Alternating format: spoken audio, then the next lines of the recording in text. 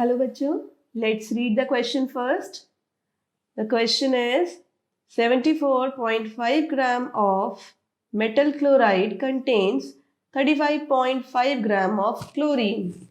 The equivalent weight of metal is, तो हमें यहाँ पूछा गया है कि 74.5 ग्राम मेटल क्लोराइड में 35.5 ग्राम ऑफ क्लोरीन है, तो मेटल का इक्विवेलेंट वेट कितना है. ठीक है, तो हमें यहाँ चार ऑप्शंस गिवन है. First option is 74.5, second is 39, third है 35.5 और फोर्थ है 7.45. तो आइए इसको सॉल्व कर लेते हैं. सो फर्स्ट ऑफ ऑल लिखेंगे हमारा की कॉन्सेप्ट. तो हमारा की कॉन्सेप्ट क्या है यहाँ पर? हमारा की कॉन्सेप्ट है यहाँ पर इक्विवेलेंट वेट. ठीक है, इक्विवेलेंट वेट, क्योंकि हम यहाँ पर किसकी बात कर रहे हैं? इक्विवेलेंट वेट की बात कर रहे हैं. तो equivalent weight is the key concept and equivalent weight is equals to होता है molecular mass divided by valency. ठीक है, ये हमारा होता है इक्विवेलेंट वेट. अब आगे सॉल्व करते हैं. नाउ हमें क्या गिवन है? हमें गिवन है यहाँ पर मास of metal chloride. Mass of metal chloride given है हमको, वो है कितना? 74.5 ग्राम. सेकेंडली हमें गिवन है मास ऑफ क्लोरीन.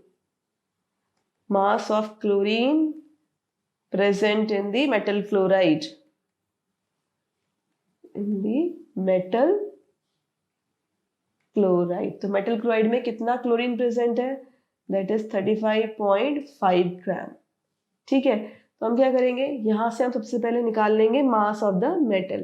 भाई mass of metal chloride given है हमें, मास ऑफ क्लोरीन गिवन है, तो उससे हम आराम से मास ऑफ मेटल निकाल सकते हैं. कैसे? मास ऑफ मेटल क्या हो जाएगा? मास of metal chloride minus mass of chlorine present in the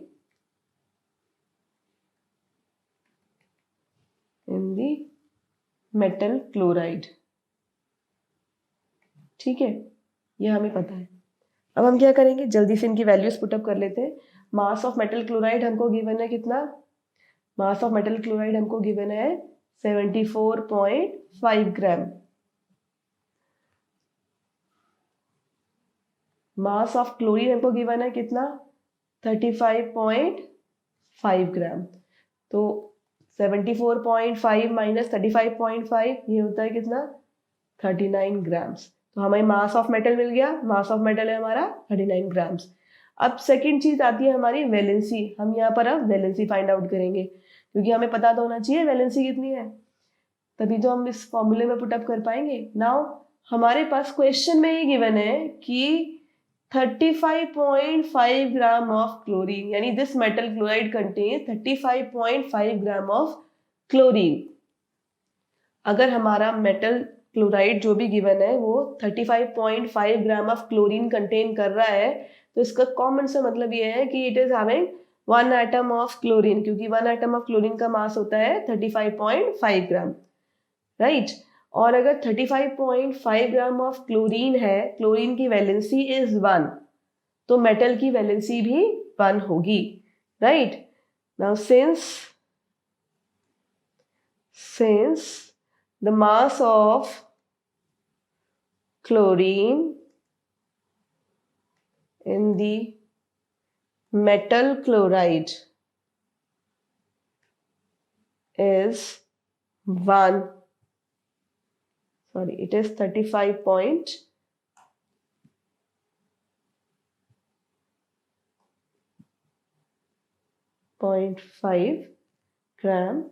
Therefore, since the mass of chlorine in the metal chloride is 35.5 gram, therefore its valency will be